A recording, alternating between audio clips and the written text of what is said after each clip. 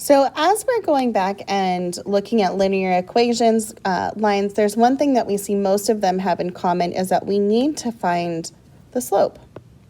How do we find the slope?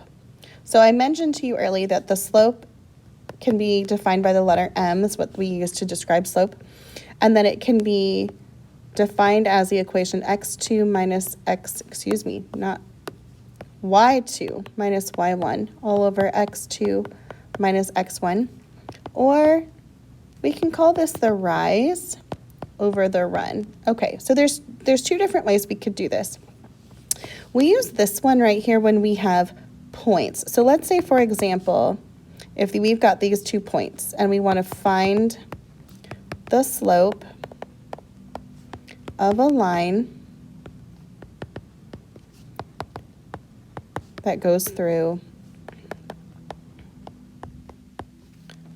2, 1 and 5, 7. So what I'm first going to do is I'm going to label it. This is my first point here. So we're going to label this x1, y1. This is our second point here. We're going to call this x2, y2. And now we're going to plug it into our equation. The slope equals y2 minus y1 all over x2 minus x1. So here we go. y2 minus y1 all over x2 minus x1. And now we do the math. Now remember, I keep the second value in parentheses because sometimes that value is a negative and we don't want to get confused. So here we go. 7 minus 1 on top is 6. 5 minus 2 on the bottom is 3. And we can simplify that and we get a 2. So our slope between these two lines is 2. Now, what if I had it on a graph? Okay, and let's say that I graphed these and then wanted to find it. Actually, I'm going to use smaller graph paper. Okay, so here's our graph.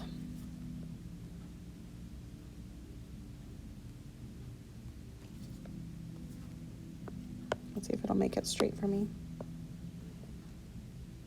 There we go. And here's our other graph. There we go. And this is our x-axis and our y-axis as always. And if I was going to graph 2, 1, I'm going to graph it in pink. So we go over 2, up 1 is our first point. And our second point is 5, 7. So 1, 2, 3, 4, 5, 7, 1, 2, 3, 4, 5. Oh, it's all the way up here. So that's our second point on the line. Sorry that it's right on top here. I'll erase it. You guys don't have to, but I'm going to erase mine.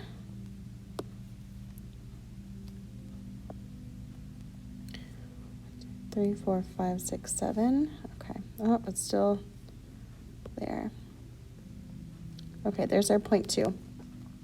So if I draw this line through it, we need to know what is that slope. So one of the ways I can do it is by using, to find the slope, I can find the rise over the run, or what I call the stair-step method. Okay, so I'm literally just going to draw a stair-step to that point. So I'm going to start at the bottom point, I'm going to draw a line over, and then I'm going to draw a line up. And that's going to tell me my stair-step. So how far is my step right here? So I know that's 1, 2, 3 on the bottom, and 1, 2, 3, 4, 5, 6 on the top.